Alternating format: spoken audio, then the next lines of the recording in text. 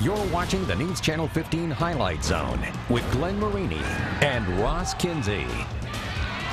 Considering this a championship game. It was bad how we lost to them after we had beat them for so long. We did beat them the first time, but we want to make sure that people don't think that's a fluke. We got to stop number 16 and number 32. Fans going to be hyped, game going to be hyped, then we got a big chance of winning this year. If we want to do something, wins, some championships, it's going to have to go through Snyder. Come tune in, man. We're going to play hard.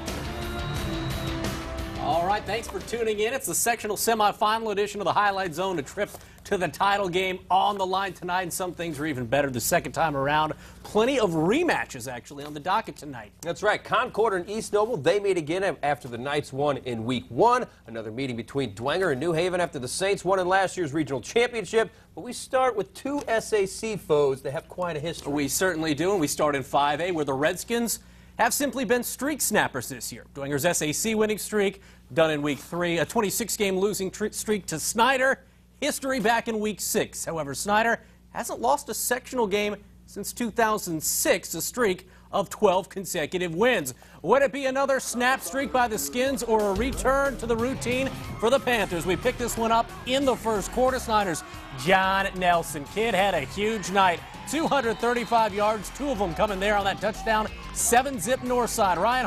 Snyder, I should say. Ryan Hall's team firing back. C.J. Jackson, the quarterback, so smooth. The keeper, 75 yards, and that knots the game at 7-all. But on the ensuing drive, in fact, on Snyder's first play from scrimmage on that drive, Mr. Nelson going 56 yards down the sideline, and it's 14-7 Panthers. Still in the second, Brandon Phelps to Josh Spitnail, 23-yard touchdown on the great hands there. 21-7, Snyder at the half. Third quarter, things get interesting.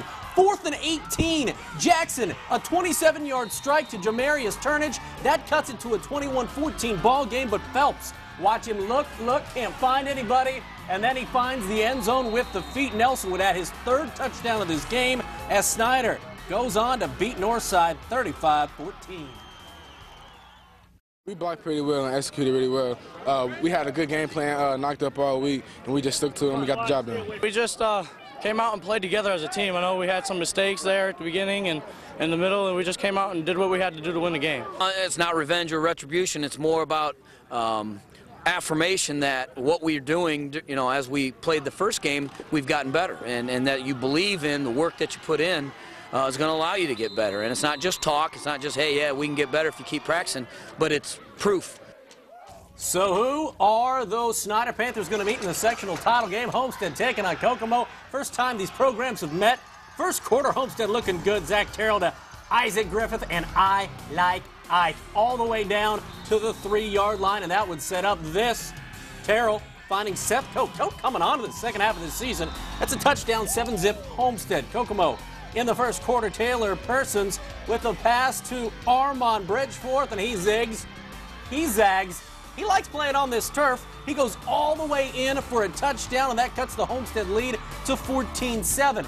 Still in the first, plenty of offense. Terrell to Griffith once more, but you're not going to believe what happened in this one. Kokomo comes all the way back, kicks a field goal with the game tied with 2 seconds to go, and yeah, Kokomo a winner over Homestead 44-41, so it's going to be Snyder at home, at Kokomo I should say, next week as Homestead finishes the year 10-1. Sticking with 5A, we move to Sectional 2 action out at the Dean. Carroll hosted former Chargers coach Mike Chevron at Goshen. Rematch of Week 1. That's all Goshen win by 7, but you know what? Grant Wilson has picked up his game.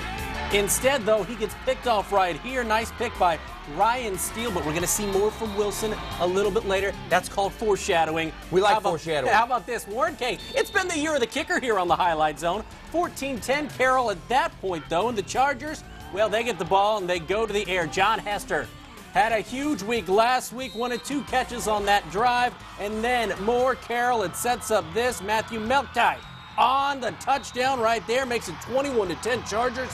And yes, they do get a little retribution, or as Kurt Titman would say, affirmation, as Carroll beats Goshen the second time around 28-10. It's Carroll going to be taking on Penn next week. Penn a winner 58-28 over Elkhart Memorial. That game will be on the road, or rather will be here, I should say, at Dean Gorsuch Field.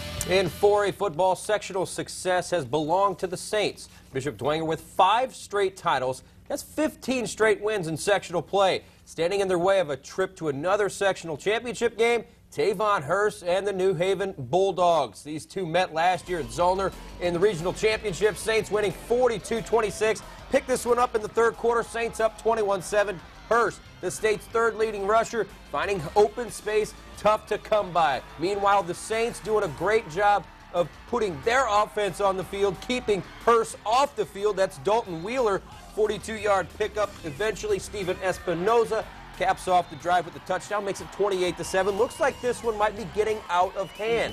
However, you can never count out Hurst and the Bulldogs. He starts finding that open space right there, picks up 12 yards. Eventually, check out Lydell Trainer and the concentration by Caleb Heckley. Pulls in the tip pass interference right there on the defense, obviously declined. That made it 28-14 to the fourth quarter. Trainer to Andrew Hoffer, and that makes it a 7-point game. Less than 4 minutes left. The Bulldogs try to recover the onside kick, but the Saints would cover it up, and they get the win. 31-21 the final. What we knew it was going to be a challenge coming in with a great running back, and defense played great, and let our offense do what they could do. We scored a lot of points. Tried staying gap control all week, flowing to the ball, getting 11 people to the ball because Tavon Hurst is a great running back because last week he ran really hard and got over 400 yards. And that was our goal this week, was to stop him. Defense played well, of course, but we're able to do some things offensively and run the ball consistently and try to keep their offense off the field as much as possible. As for who the Saints will meet in the sectional title game, let's head down to Marion, where you can pick up a Crave case and a very good football game. Leo at Marion, the Lions a perfect 10-0. And this is what you do on the game's very first play. Get your popcorn out. This one's going to take a while. It's Ryan Leiter, 80-yard touchdown. I'd say that's a pretty good start for the Lions. Not bad. Then Marion trying to take over. They're driving deep in Lions territory, but it's Nick Johnson with the good pressure. It's Kyle Santilli with the interception. You know what? Get your popcorn out again. 101 yards for the interception return for touchdown. They made it 14-zip at that point as Leo rolls 42-22. The Lions will host Dwenger in next week's sectional final. Sticking with 4A, let's go sectional 11. East Oval hosting Concord. The Knights upsetting the Minutemen back in week 1. Concord's first drive, Ryan McKibben keeps it himself, and the big man rumbling 25 yards, picks up the first down. Same drive, it's Tyrone Ozanka spinning away from the defense, runs in for the score. 7-zip Concord. Now in the second quarter, the Minutemen just didn't let up in this one.